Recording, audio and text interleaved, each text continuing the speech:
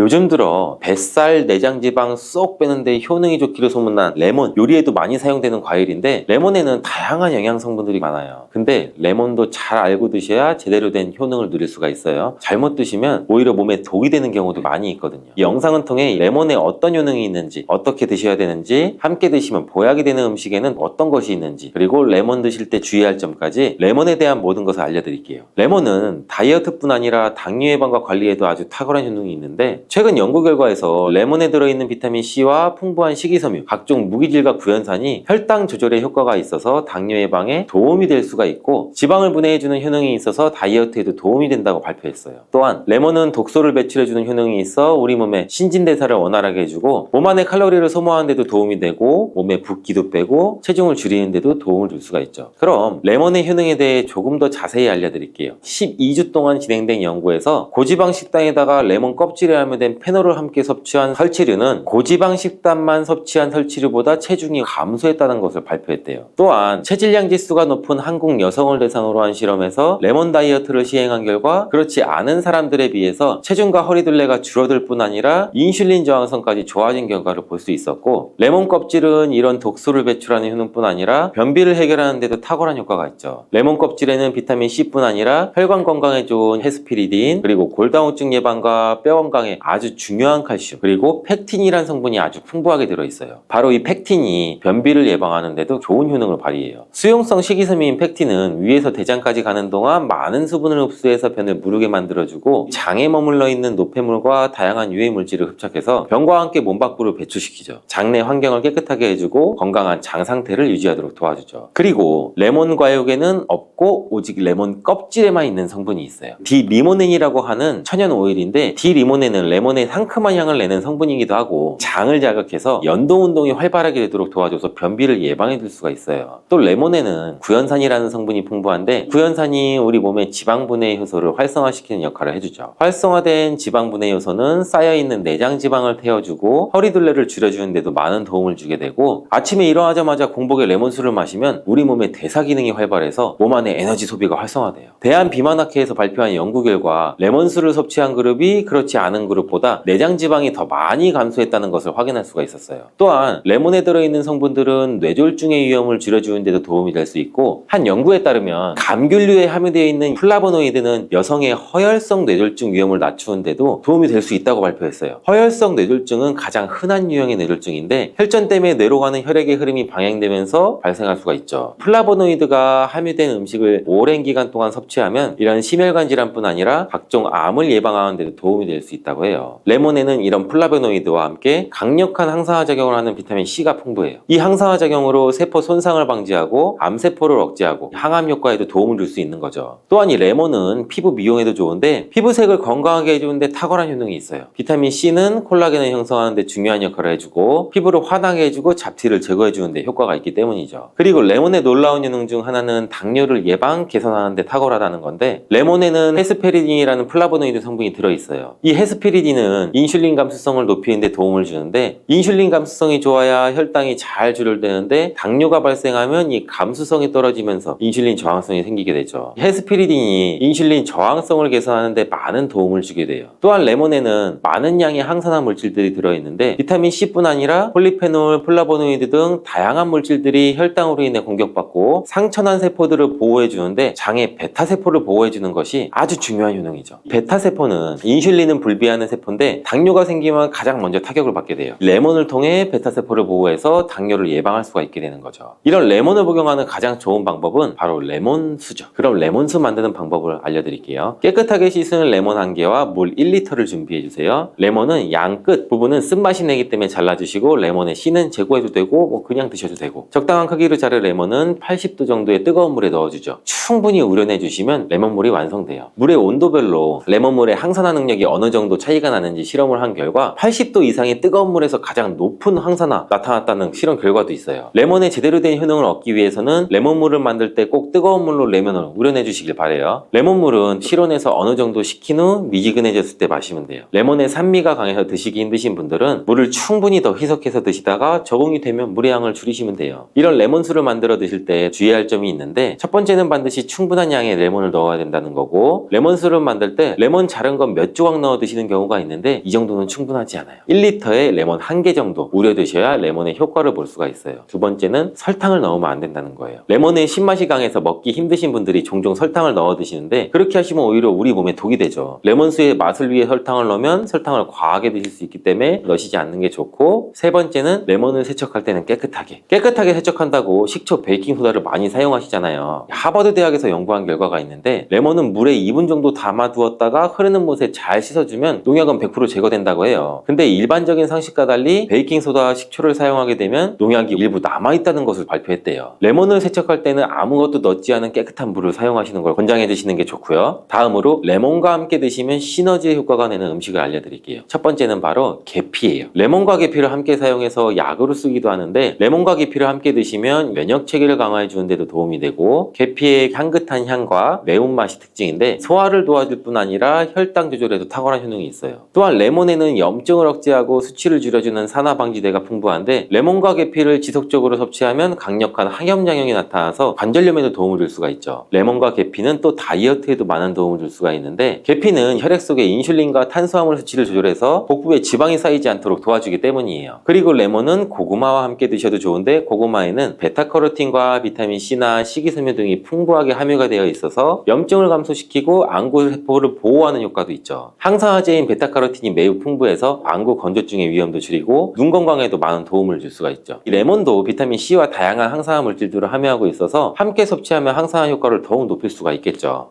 당근이 몸에 좋다는 사실은 이미 다들 알고 계시잖아요. 몸에 좋다는 당근도 먹는 방법과 함께 먹는 음식에 따라서 몸에 독이 될 수도 있고 보약이 될 수도 있다는 사실도 알고 계시나요? 당근과 함께 먹으면 보약이 되는 음식과 당근을 드시는 방법, 그리고 당근을 제대로 먹을 때 나타나는 놀라운 효능까지 당근에 대한 것을 알려드릴게요. 그리고 연예인이 3주 동안 11kg 감량했다고 하는 당근 다이어트 방법도 영상 뒷부분에 있으니 끝까지 시청해주세요. 그럼 당근에 대한 모든 거 바로 시작할게요. 당근의 대표적인 효능은 베타카로틴이죠. 베타카로틴은 채소를 노란색, 주황색, 빨간색이 되도록 하는 성분이고 대표적인 항산화 물질이죠. 항산화 작용을 한다는 것은 항염증 작용을 한다는 거고, 항염증 작용을 한다는 것은 항암 작용까지 이어질 수가 있죠. 당근의 첫 번째 효능은 눈 건강을 좋게 한다는 거예요. 당근의 베타카로틴이 우리 몸속에 들어오게 되면 비타민 A로 전환이 되는데, 이 비타민 A는 눈 건강을 좋게 하는 성분이죠. 당근을 드시면 눈이 좋아진다는 말 많이 들어보셨잖아요. 눈 건강을 위해서 루테인을 드시는 분들도 많아지고 있죠. 그렇다면 눈에 좋다는 루테인 영양제를 먹는 것과 당근을 먹는 것은 어떤 차이가 있을까요? 영양제와 당근에는 모두 비타민 A, 루테인, 지아잔틴 등등이 들어있어서 시력을 유지하고 눈의 노화를 방지해주고 황반 변성 등의 질환도 예방해주죠. 당근에는 여기에 비타민 C, K 그리고 필수 미네랄이 더 들어있어요. 항산화 효과나 뼈 건강에도 도움을 받을 수는 있죠. 우리가 혈액순환이 잘 안 될 때는 루테인 영양제를 드신다고 해도 효과에 한계가 있을 수 있어서 평소에 당근을 조금 더 추가로 드시는 것을 추천해드리죠. 당근의 효능은 또 노화 방지가 있죠. 이것도 베타카로틴의 효능과 관련이 있는데, 노화가 많이 된다는 것은 몸에 산화가 되고 염증이 많아진다는 건데, 염증이 몸 안에 곳곳에서 문제를 일으키게 되는 거죠. 이런 염증을 없애주는 것이 바로 노화를 방지하는 일 중에 하나인데, 당근의 베타카로틴과 비타민 C는 강력한 항산화 작용으로 염증도 없애주고 노화를 방지해주는 데도 도움을 줄 수가 있죠. 세 번째 당근의 효능은 장을 건강하게 하고 당뇨를 예방한다는 거죠. 요즘에 당근 주스 많이들 드시고 계시는데 착즙해서 드시는 분들도 많으시잖아요. 약간 아쉬운 거는 착즙하고 남은 그 찌꺼기는 모두 버린다는 거죠. 당근은 사실 식이섬유 폭탄이라고도 할 수 있는데, 당근의 베타카로틴이 혈액 내의 염증을 제거하고 식이섬유는 장 쪽에 노폐물을 제거하는 역할을 해줘요. 장 속에 유산균이 살아가려면 유산균에 먹이가 있어야 되는데, 이 먹이를 프리바이오틱스라고도 불리죠. 그리고 이 프리바이오틱스의 역할을 해주는 게 바로 당근의 식이섬유고요. 또한 식이섬유는 당을 흡착해서 배출해주는 효능도 있어요. 이 효능은 당이 우리 몸에 흡수되는 속도를 늦춰주기 때문에 혈당이 급격하게 오르는 것을 막아주게 되죠. 이런 과정은 당뇨를 예방하는데 아주 탁월한 효능을 발휘하는 거죠. 네 번째 당근의 효능은 암을 예방하는 거예요. 암이 발생하는 여러 이유 중 하나는 염증이 계속해서 발생하기 때문인데, 폐에 염증이 반복해서 발생하면 폐암이 될 가능성이 높고, 위에 염증이 반복해서 발생하면 결국에는 위암이 될 가능성이 높아지는 거죠. 또 한 가지 경우에는 혈액순환이 잘 되지 않는 곳에 암의 확률이 높아진다고 해요. 혈액순환이 잘 되지 않게 되면 영양분이 잘 전달되지 않고 문제가 생겨도 회복이 더디거나 악화가 될 가능성이 높아져 결국 암으로 발전하게 된다는 거예요. 이러한 문제들을 해결해주는 게 바로 항산화 성분이고 당근의 베타카로틴이 강력한 항산화 작용을 해서 암을 예방하는 데 도움을 줄 수 있다는 거죠. 간혹 흡연을 하시는 분들이 베타카로틴을 섭취하면 폐암의 발병률이 높아진다고 해서 당근 섭취를 꺼려 하시는 분들이 있는데 암 발생과 당근과는 아무런 관련이 없어요. 폐암이 발생했던 실험군은 당근을 섭취한 것이 아니라 베타카로틴 영양제를 섭취한 것이었고 당근을 섭취한 실험군은 오히려 암 발병률이 낮았다는 연구 결과도 있어요. 다섯 번째 당근의 효능은 치매 예방이죠. 베타카로틴은 뇌혈관에도 작용을 하게 되는데 뇌혈관에 쌓이는 베타 아밀로이드를 제거해서 뇌신경을 활성화시켜주는 역할을 해줘요. 이렇게 뇌신경이 활성화되면 기억력과 학습 능력이 향상되고 치매를 예방할 수 있게 되죠. 치매는 발병이 되면 치료하는 것은 거의 불가능해서 예방이 정말 중요한데 치매를 예방하는데 가장 중요한 게 혈관을 깨끗하게 하는 거예요. 당근의 베타카로틴이 혈관을 깨끗하게 해주는 요정이 있으니 당근을 매일 하나씩 꾸준히 섭취해서 치매를 예방하는데 도움을 받으시길 추천드릴게요. 여섯 번째 당근의 효능은 바로 다이어트에 효과적이라는 건데 여성 연예인이 당근 다이어트로 3주 동안 11kg를 감량한 사실도 있는데 이런 효과를 누릴 수가 있는 이유가 당근에 함유된 식이섬유 때문이에요. 풍부한 식이섬유는 포만감을 주고 섭취한 당 성분과 지방 성분을 배출시켜주는 역할을 하기 때문에 다이어트에 탁월한 효능이 있죠. 그러면 연예인이 활용했던 당근 다이어트 레시피를 알려드릴게요. 당근을 잘 씻어서 잘게 채를 썰어주고 당근 한 개에 소금 한 스푼 넣어서 10분 정도 절여주고 절인 물은 꼭 짜서 버려주죠. 그리고 올리브 오일과 식초에 버무려서 밀폐 용기에 담아 냉장고에서 한 두세 시간 정도 숙성하신 뒤에 드시면 돼요. 먹을 때는 사과채를 썰어서 함께 드시면 더욱 맛있게 드실 수가 있고 이렇게 좋은 당근도 먹는 방법에 따라서 효과를 10배 이상 늘릴 수도 있고 함께 먹으면 더욱 좋은 음식들이 있는데 우선 당근을 드실 때 다이어트가 목적이라면 생으로 드시는 게 가장 효과가 좋아요. 다만 식이섬유는 소화가 잘 되지 않기 때문에 장이 안 좋으신 분들은 익혀서 드시는 걸 추천드리고요. 당근을 드실 때는 껍질까지 함께 드시는 걸 추천드리죠. 당근의 영양 성분은 껍질에 가장 많이 함유가 되어 있는데 당근의 베타카로틴은 지용성 성분이죠. 지용성이라는 것은 기름에 잘 녹는다는 건데 베타카로틴 성분을 잘 흡수하기 위해서는 기름과 함께 섭취하는 것이 좋아요. 오메가3가 풍부한 올리브유나 들기름, 아마씨유 같은 기름을 사용하시면 좋고 이렇게 기름을 사용해서 살짝 익혀 드시게 되면 생으로 드셨을 때 10% 정도 흡수되는 베타카로틴을 70% 정도 흡수할 수 있게 되는 거죠. 엄청난 차이죠. 기름에 볶을 때 주의사항은 너무 오래 익히지 말고 살짝만 익혀 드시는 게 좋아요. 너무 오래 볶으면 오메가3를 함유한 기름도 산패가 돼서 문제가 될 수 있기 때문이에요. 다음으로 함께 드시면 좋은 음식을 알려드릴 건데 몇 년 전부터 유행하고 있는 주스 있잖아요. 그 ABC 주스.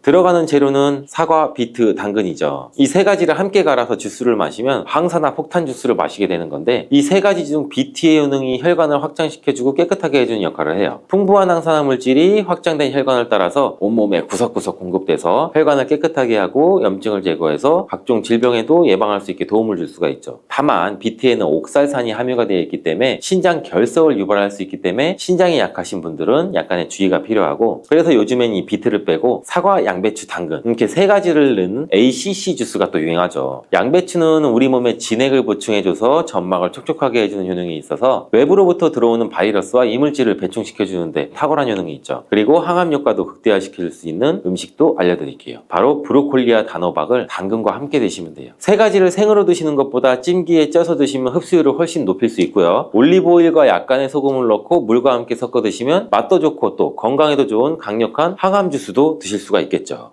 우리가 요리를 할 때 식용유를 많이 사용하죠. 근데 아무거나 사용하시면 안 돼요. 기름을 잘못 사용하면 우리 몸에 만성염증이 생기게 되고 여러 질병과 암을 유발할 수 있기 때문인데 오늘 영상을 통해 기름을 고르는 기준과 건강을 해치는 기름은 어떤 게 있는지 그리고 건강에 좋은 기름은 어떤 게 있는지 알려드릴게요. 요리에 사용하는 기름은 어떤 원료를 사용하느냐 어떤 방식으로 기름을 짜냈느냐에 따라서 영양소가 확연히 달라져요. 기름은 팬에 음식이 눌러붙지 않게 하는 기능도 있는데 음식으로 섭취하게 되는 것이니 꼼꼼하게 체크하고 선택하셔야 돼요. 그럼 식용유를 고르실 때 무엇을 고려해야 하는지도 알려드릴게요. 식용유는 포화지방과 불포화지방으로 되어 있는데 여기서 포화지방보다 불포화지방의 함량이 높은 것이 좋은 기름이에요. 한 가지 주의할 점은 불포화지방이 많은 기름은 산패가 빨라 변질이 잘 된다는 것은 알고 있어야 돼요. 불포화지방에는 오메가3, 6, 9이 있는데 이 중에서 그래서 오메가3와 9이 많은 것이 좋은 기름이고, 일반적으로 오메가3와 9은 우리 몸에 좋은 영향을 줘요. 염증 수치를 조절하고 성인병도 예방하고 항암 효과까지 있겠죠. 반면에 오메가6는 우리 몸에 필요한 역할이 있지만 과하게 섭취할 때는 몸에 염증 반응을 유발하기도 해요. 특히 트랜스 지방에 포함된 오메가6는 반드시 피하는 게 좋고요. 이렇게 기름의 종류에 따라서 포화지방과 불포화지방의 함량도 다르고, 불포화지방인 오메가3, 6, 9의 함량도 달라요. 따라서 함량표를 잘 보시고 오메가6의 함량은 적고 오메가3와 9의 함량이 높은 것을 고르시길 바래요. 이런 지방들뿐 아니라 항산화 성분과 미네랄과 같은 좋은 성분들도 얼마나 함유가 되어 있는지 꼼꼼하게 살펴보는 것도 필요한데, 기름을 고를 때 두 번째로 살펴봐야 할 사항은 보존력이 얼마나 좋은가를 보셔야죠. 식용유의 화학식은 탄소와 탄소의 이중결합 구조를 많이 갖고 있는데, 이 결합의 단점은 쉽게 끊어지지 않아요. 산소와 만나 변질이 되기 쉽다는 거죠. 그리고 요리를 할 때 발연점이 얼마나 되는지도 확인하시고 사용하시는 게 좋고, 발연점이 뭐냐면 쉽게 말해 기름에 열을 가했을 때 끓어서 연기가 되는 상태, 즉 기화가 될 때의 온도가 발연점이죠. 발연점이 낮은 기름을 튀김을 할 때 사용하면 기름이 변질돼서 우리 목에 독이 될 수 있으니, 튀김을 할 때는 발연점이 높은 기름을 사용하셔야 하는 거고, 샐러드 같은 것을 만들 때 기름을 드레싱으로 사용할 수 있는데 이때는 발연점이 낮은 기름을 사용하셔도 되죠. 세 번째, 기름을 고를 때는 가격도 살펴봐야겠죠. 아무리 좋은 기름이라도 너무 비싸다면 사용하기 부담스럽죠. 아무리 저렴하더라도 건강을 해칠 수 있다면 절대 선택하시면 안 되죠. 그럼 어떤 기름을 피하는 게 좋을까요? 첫 번째는 바로 콩기름이에요. 가장 흔하게 많이 사용하는 기름이 콩기름인데 먹으면 안 된다니 깜짝 놀라셨죠. 콩기름의 장점은 일단 가격이 저렴하다는 거고요. 그리고 또 변질이 잘 안 돼서 오래 보관할 수 있는 거예요. 그리고 발연점이 230도로 높아서 튀김 요리에 사용하기에도 적합한 기름이기도 하죠. 이렇게 보면 좋은 기름인 것 같은데, 콩기름은 오메가6의 함량이 높은 기름이에요. 많이 섭취하면 만성 염증을 발생시키고 암 유발과도 연관이 될 수 있죠. 맛은 좋을 수 있겠지만 건강엔 정말 좋지 않은 기름이죠. 콩기름은 핵산 유기용매라는 것에 녹여서 기름을 추출하게 되는데, 유기용매가 콩기름에 섞여 들어가게 되고, 기름을 추출할 때 사용하는 콩도 GMO 유전자 조작을 한 콩을 사용하는 경우도 많아요. GMO 식품이 우리 몸에 영향을 주는 것에 대해서는 의견이 분분한데, 안전성이 확실하지 않은 식품은 웬만하면 먹지 않는 것이 좋겠죠. 또한 핵산 유기용매에 녹여서 기름을 짜냈기 때문에 우리 몸에 좋은 성분들이 많지 않다는 것이 아쉬운 점이죠. 비타민 E와 비타민 K가 소량이 함유되어 있고 항산화 성분은 거의 들어있지 않아요. 가격이 저렴하고 보관을 오래 할 수 있다는 장점 말고는 좋은 점이 많지는 않죠. 두 번째 드시면 안 되는 기름은 바로 카놀라유예요. 카놀라유는 유채꽃 씨에서 기름을 추출한 건데 콩기름보다 좋을 것 같다는 인식이 많이 있는 것 같아요. 카놀라유는 포화지방산이 10%에서 20% 정도 함유가 되어 있고, 불포화지방산이 80에서 90%로 함량이 매우 높아 좋은 기름인 것 같은데, 발연점도 250도로 높아 튀김 요리에도 적합한 기름이죠. 하지만 문제는 오메가3와 오메가9의 함량보다 오메가6의 함량이 2배 이상 함유가 되어 있다는 거예요. 또한 산패도 쉽게 된다는 건데, 발연점이 높지만 산패가 쉽기 때문에 가열을 하지 않더라도 변질이 쉽게 돼서 우리 몸에 독이 되는 트랜스 지방이 많이 생성될 수 있다는 거죠. 카놀라유의 생산지는 대부분이 캐나다산인데, 캐나다에서 생산하는 카놀라유의 원재료인 유채꽃 씨는 대부분이 GMO 유전변이 씨앗이에요. 이는 유채꽃 씨에 있는 독성을 제거하기 위해서 유전자 변이를 한 것이기 때문에, 유전자 변이를 하지 않고 카놀라유 만든 것은 거의 대부분 없다고 해요. 뿐만 아니라 기름을 추출하는 방식도 압착 방식이 아닌 유기용매에 녹여서 만드는 방식이기 때문에 건강에는 더욱 안 좋을 수가 있고, 카놀라유는 가격이 저렴해서 또 선물료도 많이 들어오긴 하는데 쉽게 변질이 되어 섭취할 경우 건강을 또 해칠 수가 있으니 꼭 기억하시는 게 좋고요. 콩기름, 카놀라유 외에도 옥수수 기름과 면실류도 거의 GMO 유전자 변이가 된 원료를 사용한 기름이니 주의하시기 바라는 게 좋아요. 그렇다면 어떤 기름을 선택해야 될까요? 건강에 정말 좋은 기름 첫 번째는 바로 올리브유예요. 올리브 나무가 풍부해서 올리브 열매와 기름까지 식단에 정말 많이 사용하는 지역이 바로 지중해인데, 지중해식 식단은 건강식으로도 많이 알려져 있잖아요. 그 식단의 핵심 재료 중 하나가 바로 이 올리브유예요. 올리브유는 서양에서 가장 좋아하고 많이 사용하는 기름이기 때문에 연구자료도 많이 있고 영양성분도 훌륭한 기름이에요. 기본적으로 포화지방의 함량이 낮고 불포화지방산의 함량이 높아요. 불포화지방산 중에서도 오메가3와 9의 함량이 높아서 건강에 이점도 많고, 또한 페놀산과 토코페롤과 같은 항산화 성분이 풍부해서 우리 몸의 혈관을 깨끗하게 하고 활성산소를 제거해서 노화를 방지할 수도 있고 심혈관 질환도 예방할 수가 있겠죠. 특히 풍부하게 함유된 하이드록시 티로손이라는 성분은 항염증, 항산화, 항암 효과에 탁월한 효능이 있는 것으로 알려져 있어요. 또한 올레유로핀이라는 성분이 함유가 되어 있는데 이 성분은 항바이러스, 항균 작용으로 면역력을 강화시킬 수가 있고 우리 몸을 건강하게 하는데도 큰 도움을 줄 수가 있어요. 다양한 임상스러운 결과 올리브유는 심혈관 질환을 예방하고 뇌 건강을 좋게 하고 우울증을 개선하고 염증을 제거하고 면역력을 강화하는 것으로 알려져 있는데 올리브유는 크게 세 가지 등급으로 나눠져요. 가장 높은 엑스트라 버진 등급은 발연점이 160도로 낮기 때문에 샐러드 같은 것에 드레싱 용도로 사용하면 되고, 버진 등급은 210도, 퓨어 등급은 약 240도로 높기 때문에 열을 가해 조리를 할 때 사용하셔도 돼요. 이렇게 등급이 나눠지는 이유는 정제를 얼마나 해내냐의 차이인데, 정제를 많이 할수록 발연점이 높아지게 되고 대신에 올리브유의 좋은 성분들은 그만큼 줄어든다는 것을 알고 계시길 바래요. 그리고 올리브유는 보존력이 뛰어나 쉽게 산패가 되지 않아 보관에도 용이한 장점이 있어요. 자, 그리고 건강에 좋은 기름, 두 번째는 들기름인데, 들기름은 일본에서 K-헬스 오일이라고 해서 약처럼 매일 한 스푼씩 먹을 정도로 건강에 좋은 기름인데, 들기름에는 포화지방이 7%밖에 없고 불포화지방산이 93%나 함유되어 있는 정말 좋은 기름이죠. 오메가3와 나인의 함량이 높고 오메가6의 함량이 낮아서 해로운 요소도 거의 없다고 보시면 되고, 들기름은 고온에서 볶아서 압착해서 추출한 것보다 생들깨를 저온에서 압착해서 짠 기름이 좋은데, 그 이유는 들기름이 고온에 약하기 때문이에요. 들기름의 가장 큰 단점은 쉽게 산패가 된다는 건데, 고온에서도 쉽게 변질이 되기 때문에 들기름은 약한 열에 잠깐 조리하거나 드레싱으로 사용하시는 게 좋아요. 그리고 공기 중에서도 쉽게 삼쾌가 되기 때문에 냉장 보관하셔야 되고, 개봉했다면 한 달 이내에 드시는 것이 좋아요. 이 밖에도 건강에 좋은 기름으로는 요즘 많이 알려지고 있는 아보카도 오일도 있어요.